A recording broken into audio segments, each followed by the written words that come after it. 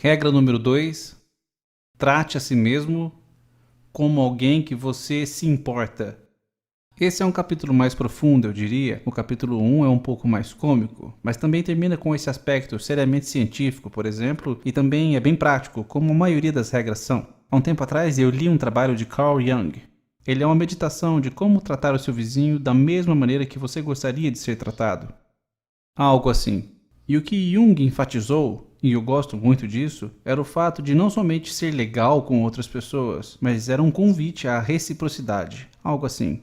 Você deveria descobrir como você gostaria de ser tratado, como se você cuidasse de você mesmo, e não como você gostaria que as pessoas reagissem ao seu tratamento. É mais importante do que isso. Imagina uma criança que você realmente se importa, e alguém dissesse: as pessoas vão tratar essa criança exatamente como você gostaria que ela fosse tratada.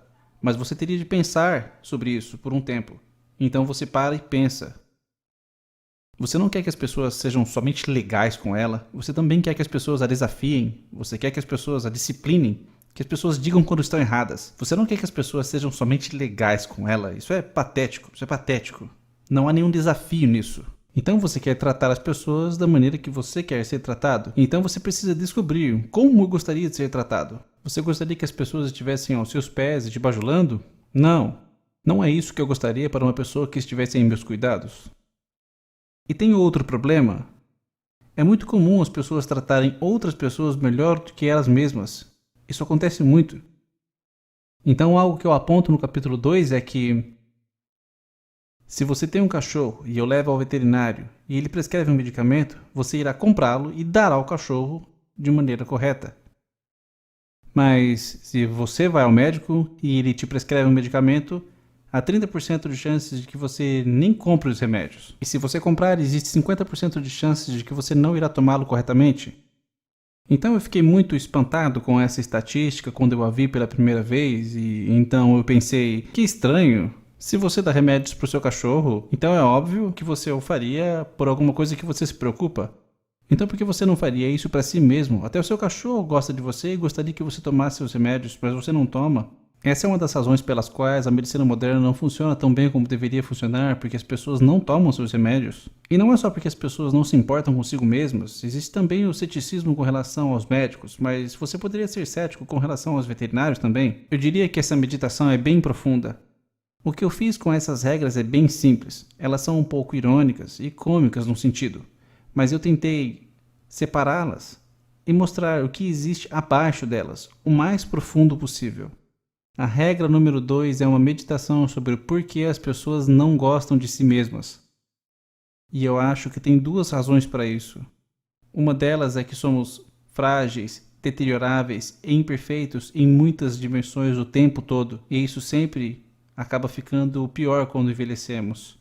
Você se conhece melhor do que ninguém, sabe? E de repente você tem uma certa aversão por algum conhecido por conta de alguma coisa que ele fez. Mas você sabe tudo o que você faz. Cara, isso nos arrasa e temos de carregar isso nas costas e pensar, nossa, eu realmente fiz isso?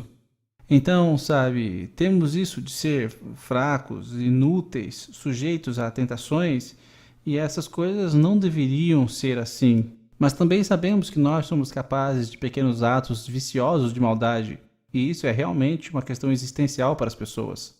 Por que diabos você deveria tomar conta de alguém que é reprovável e miserável como você é? E é sobre isso que o capítulo fala. Porque a resposta do capítulo é: sim, sim, sim.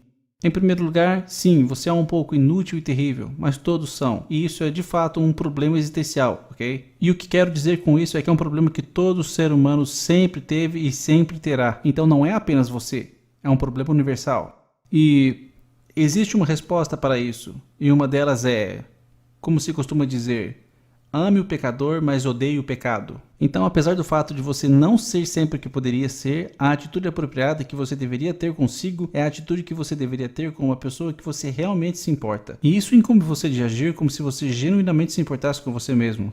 Do mesmo jeito que você agiria com alguém que você realmente se importa. Outra pessoa. Essa é uma discussão sobre por que você tem uma obrigação moral de fazer isso? Não é apenas que você deveria fazer porque isso seria melhor para você. Na verdade, você tem uma obrigação moral de fazer isso, eu creio, porque você faz do mundo um lugar muito pior se você não cuida de si mesmo. Então você deveria se esforçar para cuidar de si mesmo. Em parte porque você tem algo valioso a compartilhar com o mundo. Essa é uma importância de ser um indivíduo. É uma coisa que a civilização ocidental sempre reconheceu, que como indivíduo você tem uma luz que precisa ser compartilhada com o mundo. E se você não compartilha, o mundo fica mais sombrio, e isso é ruim, porque quando fica mais sombrio pode ir escurecendo mais e mais e mais. Então não é pelo fato de se sentir melhor, como sendo a lagosta número 1, não tem nada disso. Você precisa cuidar de si mesmo porque você é a melhor pessoa para fazer isso, e isso será importante para você. E apesar do fato de que somos mortais, vulneráveis, egoístas, e não apenas somos capazes de fazer coisas ruins, mas nós as fazemos, você ainda tem essa responsabilidade. Então, eu quis enfatizar essa questão para tentar entender o porquê as pessoas têm um certo desdém de si mesmas. E existem muitas razões, com certeza, mas elas não justificam o mau tratamento que você tem com você mesmo. Simples assim, não é uma boa estratégia.